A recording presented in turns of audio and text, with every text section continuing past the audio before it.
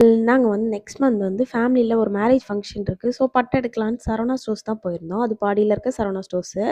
அங்க வந்து போகுறப்ப பிள்ளையார் வந்து வெல்கம் பண்ற மாரி அழகா இருக்கும். தென் வந்து உள்ள லைட்ஸ்லாம் பார்க்கறதுக்கு ரொம்ப நல்லாயிருக்கும். அதெல்லாம் பார்த்துட்டு எடுத்து ஃபோட்டோஸ் எடுத்துட்டு பட்டு செக்ஷன் நாங்க பார்க்க போயிட்டோம்.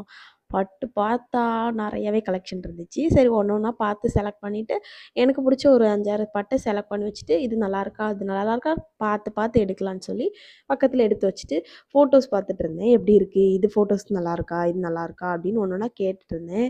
என் ஹஸ்பண்ட்ட கேட்டா, "அம்மா இது நல்லாயிருக்குமா? எல்லாமே நல்லாயிருக்குமா உனக்கு?" அப்படின்னு சொல்லுவாங்க. ஏன்னா, அவங்களுக்கு எஸ்கேப் ஆனா போதும். எதையாவது ஒண்ணு எடுத்துட்டு கிளம்புமா அப்படின்னு தான் சொல்லிட்டே இருப்பாங்க. நம்மளுக்கு ஆனா அப்படிலாம் சாட்டிஸ்ஃபை ஆகாதுங்க. ரொம்ப பொறுமையா பார்த்து, எனக்கு புடிச்சத அப்படி பார்த்து செலக்ட் பண்ணா தான் ரொம்ப நல்லாயிருக்கும்.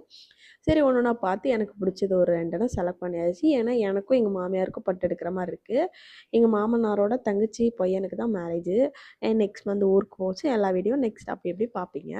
சரி லைட்டா டயர்டா இருக்குன்னு சொல்லி மேலே ஷாப்பிங் போயிட்டு, அப்படியே ஃபுட் கோர்ட் போயிட்டோங்க. ஒரு சின்னதா ஒரு சிக்கன் லாலிபாப்ல ஸ்டார்ட் பண்ணி ஒரு நூடுல்ஸையும் சாப்பிட்டு முடிச்சுட்டோம்.